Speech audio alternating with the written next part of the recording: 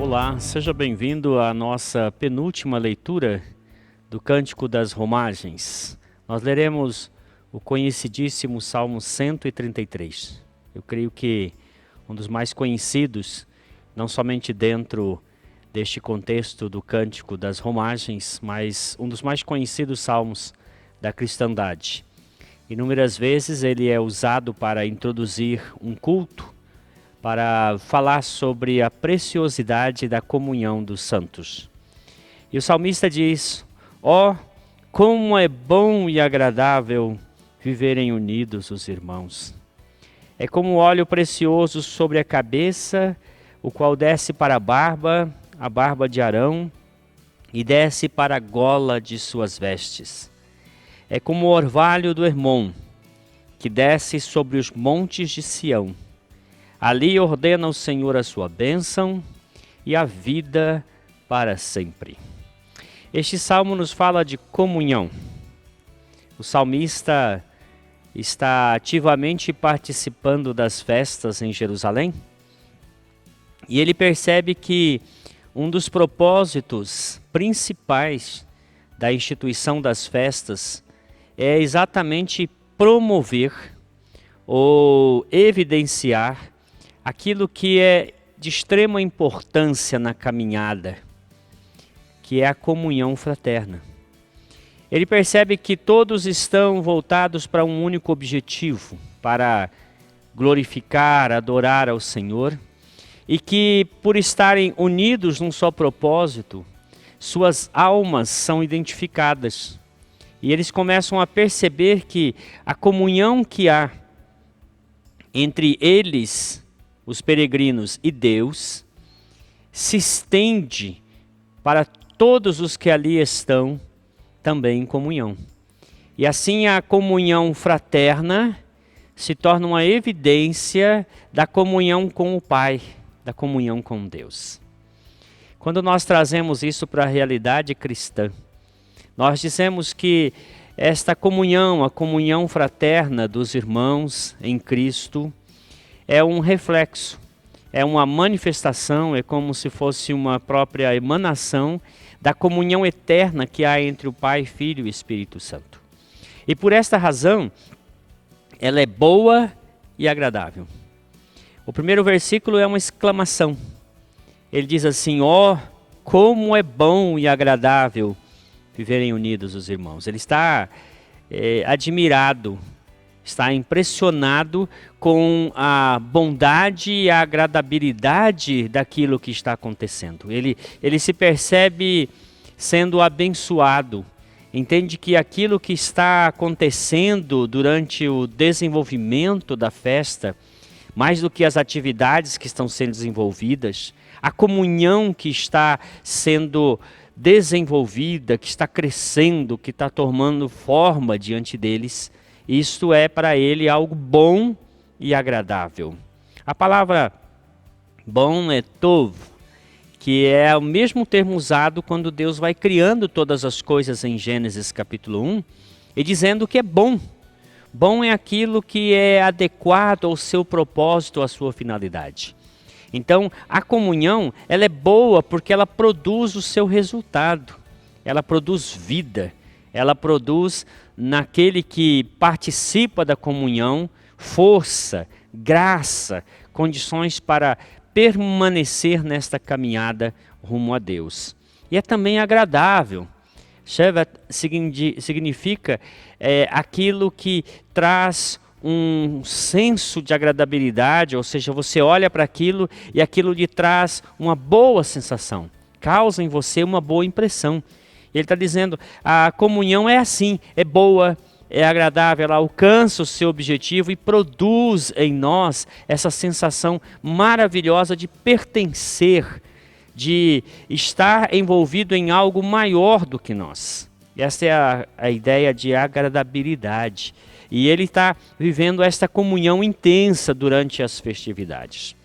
E para explicar o que realmente significa bom e agradável, ele usa algumas figuras, analogias que ele pega do ambiente judaico, e ele usa principalmente duas delas. A primeira é a figura do óleo. O óleo que é derramado sobre a cabeça de Arão, que desce por suas barbas e chega à orla de suas vestes. Aqui, ele faz alusão a algo singular, completamente singular. Arão foi separado por Deus para o sacerdócio e Moisés pega óleo e derrama sobre a cabeça de Arão. Este óleo, ele é singular, não tem outro óleo igual. E também este ato de ungir Arão foi uma coisa singular. Moisés ungiu Arão uma vez, unicamente. E naquele momento, ao ungir Arão, ele fez uso de um óleo especificamente destinado para aquele propósito. Assim, a comunhão ela é singular. Ela tem uma característica única e não pode ser encontrada em nenhum outro lugar. E assim nós vemos que, assim como Arão foi ungido de uma vez só e aquela unção foi a que realmente valeu, assim também nós, em Cristo, somos unidos a Cristo e uns aos outros. Esta união, esse juntar de todos nós compondo uma só realidade, foi feita por Jesus Cristo na cruz e efetivada pelo Espírito Santo na experiência de cada um de nós. Esta unção com óleo também traz uma figura interessante, que é a figura da cura. O óleo era usado como um fármaco para curar enfermidades, para cicatrizar feridas. Assim como aquele óleo caindo sobre a cabeça de Arão traz a ele cura, traz a ele bem-estar, também a comunhão cura, a comunhão é um instrumento para que Deus se valha dela para produzir cura, uma cura para a alma, algo terapêutico que faz com que nós nos sintamos bem, nos sintamos participantes de uma realidade maior. Mas ele fala que esse óleo desce pela barba e alcança a orla de suas vestes. Essas vestes de Arão eram as vestes sacerdotais. E em especial, uma que ele colocava sobre todas, e nesta havia um peitoral. E neste peitoral, 12 pedras estavam ali cravejadas, e quando o óleo descia, alcançava aquelas pedras, indicando que todo Israel também estava sendo ungido juntamente com Arão.